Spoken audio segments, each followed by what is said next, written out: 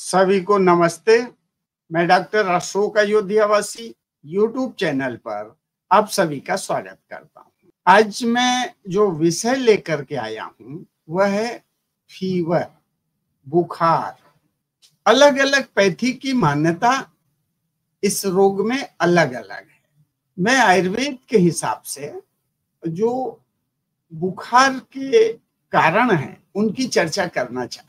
देखें, वैसे तो आयुर्वेद में 3 दोषों को प्रमुख माना गया है। जब ये दोष कुपित होते हैं तो भी फीवर आता है, लेकिन कुपित क्यों होते हैं उसका भी तो कोई कारण होगा। तो उन कारणों में जो आयुर्वेद चर्चा करता है कि बहुत ठंडा खाना, शीतल आहार लगातार लेते रहने से भी फीवर आता है। अधिक उपवास करने से, भूखे रहने से भी बुखार आता है। अजीर्ण हुआ है और आप भोजन करते जा रहे हैं, भोजन पच नहीं रहा है लेकिन आप भोजन करते जा रहे हैं तो बुखार आएगा। अधिक खाने से भी बुखार आ सकता है। बहुत ज्यादा मेहनत करने से भी बुखार आता है। व्यायाम, एक्सरसाइज करते रहते हैं तो एक्सरसाइज से भी बुखार आ सकता है। रात जागने से भी बुखार आ सकता है। ठंड लगने से बुखार आता है, शीत लगने से। बहुत ज्यादा गर्मी अगर आपको लग जाए तो भी बुखार आता है, जैसे लू लग गई। और शरीर को विषम रूप में रखने पर, यानी वहां आप इजी फील नहीं कर रहे हैं, ऐसी स्थितियों में आप रह रहे हैं तो भी बुखार आ सकता है। बहुत अधिक घूमने से भी बुखार आता है। जलवायु या ऋतु परिवर्तन भी एक कारण है, उससे भी बुखार आता है। बहुत अधिक गुस्सा आने पर भी बुखार आ सकता है, या बहुत ज्यादा शोक करने से भी बुखार आ सकता है। स्वभाव में चिड़चिड़ापन अगर बढ़ गया तो भी बुखार आ जाएगा। तो ये बहुत सारे कारण हैं। आपको डर लगने लगा, भय से व्याप्त हो गए तो भी बुखार आएगा। और ये जो भी क्रियाएं हैं इसमें कफ, वात और पित्त कुपित होगा। कोई एक दोष या 2 दोष या तीनों कुपित हो सकते हैं। तो ये करते क्या है कि जब भोजन पचता है तो सबसे पहले रस धातु तैयार होता है और उसके साथ मिलकर के ये शरीर की ऊष्मा को बढ़ाते हैं। और जहां से जो पसीना निकलने वाले स्रोत हैं वो बंद हो जाते हैं तो निश्चित रूप से गर्मी बढ़ेगी। और जब गर्मी बढ़ती है तो शरीर का टेम्परेचर बढ़ेगा। उसको क्या बोलते हैं? बुखार होना। तो मनुष्य के शरीर में 8 कारणों से ज्वर की उत्पत्ति होती है, ये आयुर्वेद का मानना है। वो 8 जो कारण हैं वो ज्वर उत्पन्न करने वाली वो कौन कौन से हैं? वायु से, पित्त से, कफ से, या फिर वात पित्त से, वात कफ से, पित्त कफ से, या फिर वात पित्त कफ, ये तीनों एक साथ कुपित हो जाने से, या फिर आगंतुक कारण से। आगंतुक कारण कौन से होते हैं? जैसे मच्छर ने काट लिया, चोट लग गई, गिर पड़े तो बुखार आ सकता है। तो ये सारे कारण होते हैं बुखार आने। तो जो 8 कारण बताए फिर से मैं दोहरा देता हूं। वायु से पहला कारण, दूसरा कारण है पित्त से, तीसरा कारण है कफ से, चौथा कारण है वात पित्त, ये 2 दोष कुपित हो गए। 5वां कारण है वात और कफ कुपित हो गया। 6ठा कारण है पित्त और कफ कुपित हो गया। 7वां कारण है कि ये तीनों दोष एक साथ कुपित हो गए, इसको सन्निपातिक ज्वर बोलते हैं। और 8वां कारण है कि आपको चोट लग गई, आप गिर पड़े, जिसकी वजह से आपको फीवर आ गया। तो फीवर आने के जो लक्षण होते हैं वो हम बता देते हैं। ये सब आयुर्वेद के हिसाब से मैं चर्चा कर रहा हूं, ध्यान रखिए। दूसरी पैथी का मानना कुछ और हो सकता है। तो ये लक्षण होते हैं। जब फीवर होता है क्या होता है? जठराग्नि मंद पड़ जाती है, यानी खाना ठीक प्रकार से नहीं पचता, भूख भी नहीं लगती, शरीर में आलस आने लगता है, शरीर, इंद्री या मन में संताप होने लगता है, दुख होने लगता है, पीड़ा होने लगती है, सारे अंगों में पीड़ा होती है, किसी काम को करने की इच्छा ही खत्म हो जाती है, मुंह का स्वाद बिगड़ जाता है, चित्त में प्रसन्नता नहीं रहती है, जमाई अधिक आती है, ठंड भी लगती है, शरीर गर्म हो जाते हैं, यानी कि देह में उष्णता की वृद्धि होने लगती है। ये सारे कारण होने से, लक्षण उत्पन्न होने से आप समझते हैं कि आपको फीवर आ गया। जिस व्यक्ति के शरीर में ये लक्षण पूर्ण रूप से या कम प्रकट हो, उस व्यक्ति को ज्वरग्रस्त समझना चाहिए। और कई बार क्या है, ज्वर आने के पहले आभास होने लगता है कि ज्वर आने वाला है, फीवर आने वाला है, तो इसी समय आप इसकी उचित चिकित्सा अगर कर लें तो फीवर से आप बच सकते हैं। और सबसे पहले तो लंघन करना चाहिए। अगर फीवर आ जाए तो जो लक्षण मैंने बताए हैं, अगर आगंतुक कारण से नहीं है, कफ वात पित्त के कुपित होने से है, तो वो किसके साथ में मिलकर शरीर को गर्म कर रहा है?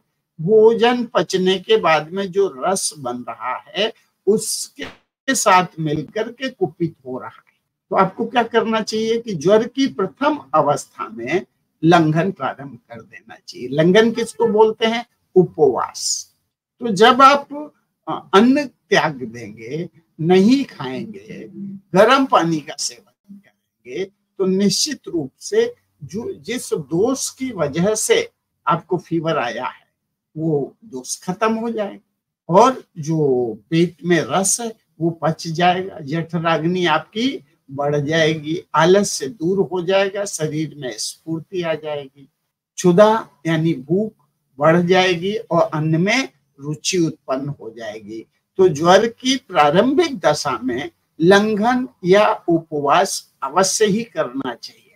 अगर आपने 12 घंटे तक कुछ नहीं खाया तो दूसरे दिन जो ऊपर लक्षण मैंने ज्वर के बताए हैं वो धीरे धीरे समाप्त हो जाएंगे, ज्वर खत्म हो जाएगा।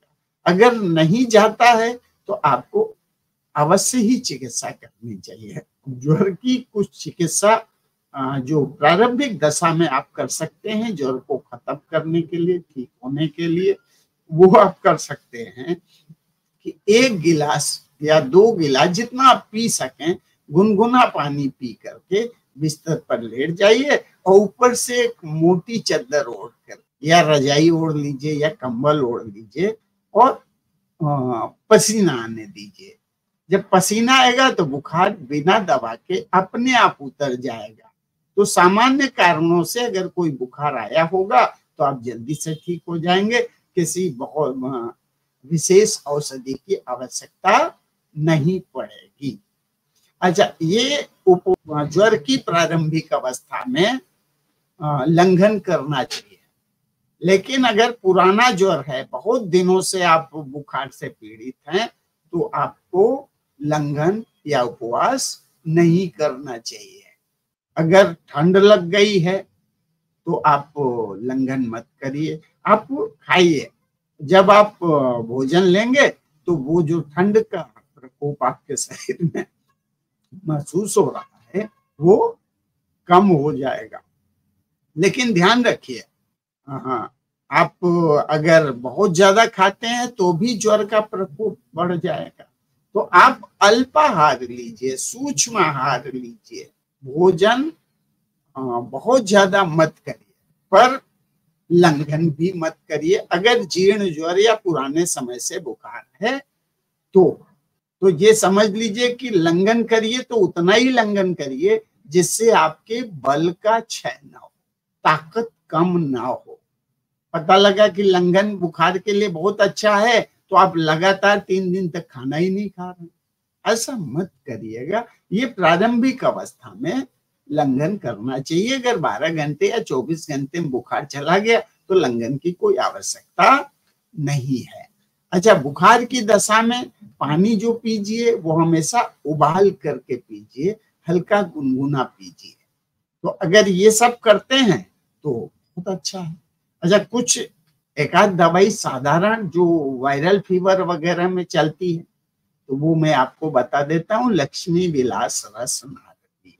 तो इसके पहले एक घरेलू औषधि मैं बताता हूँ। पहले तो हो गया पानी बुखार उतारने के लिए। दूसरी दवा हो गई 1 गिलास पानी में 10 पत्ती तुलसी और 5 लौंग, ये डाल करके और धीमी आंच पर पकाते पकाते पानी को आधा कर लीजिए और उसके बाद छान करके इसमें गुड़ या मिश्री मिला करके सुबह दोपहर शाम पी लीजिए। तो साधारण बुखार होगा तो चला जाएगा, सर्दी का बुखार होगा तो चला जाएगा, जुकाम के कारण से बुखार है तो चला जाएगा। अच्छा, अब अगर दवा की भी जरूरत पड़ती है तो मैं एक दवा की चर्चा करूंगा, लक्ष्मी विलास रस नारंगी। ये साधारण बुखार के लिए बहुत अच्छी दवा है। लेकिन पता लगा कि 1 दिन 2 दिन में बुखार नहीं आया और आपको ठंड ज्यादा लग रही है, मलेरिया हो गया या टाइफाइड हो गया या ऐसा कोई बुखार आ गया, तो आप इसमें महासुदर्शन क्वाथका या महासुदर्शन चूर्ण या महासुदर्शन वटी, इन तीनों में से कुछ भी प्रयोग कर सकते हैं। ऐसा नहीं कि आप चूर्ण भी ले लें, वटी भी ले लें, क्वाथ भी ले लें, ऐसा मत करें। तो उसकी मात्रा किसी वैद्य से पूछ करके या फिर आप जानते हैं, पहले ले चुके हैं तो कोई दिक्कत नहीं है, तो आप महासुदर्शन क्वाथ चूर्ण या टैबलेट का प्रयोग कर सकते हैं। बहुत दिनों से हल्का हल्का बुखार है, सालों हो गया, ऐसे बहुत सारे रोगी मुझे मिले।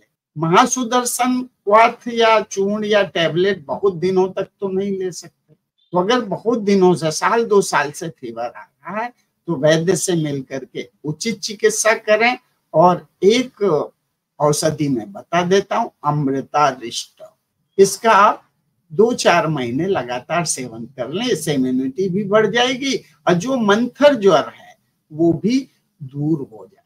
ध्यान रखिए, जब भी फीवर हो, जब भी बुखार हो, उस समय शरीर की उष्णता बढ़ने से कब्ज होने की दिक्कत बनी रहती है, तो रात्रि में त्रिफला चूर्ण 1 चम्मच गर्म पानी के साथ में अवश्य ही सेवन करें। यह वीडियो आपको कैसा लगा कमेंट जरूर करें। अगर वीडियो अच्छा लगा तो इसको लाइक करें। पहली बार मेरा वीडियो देख रहे हैं तो मेरे चैनल को सब्सक्राइब करें और अपने मित्रों को बताने के लिए इस वीडियो को सोशल मीडिया प्लेटफॉर्म जैसे व्हाट्सएप या फेसबुक के जरिए अन्य लोगों को शेयर भी कर सकते। इसी के साथ में मैं अपनी वाणी को विराम देता हूं। जय धन्वंतरी, जय आयुर्वेद।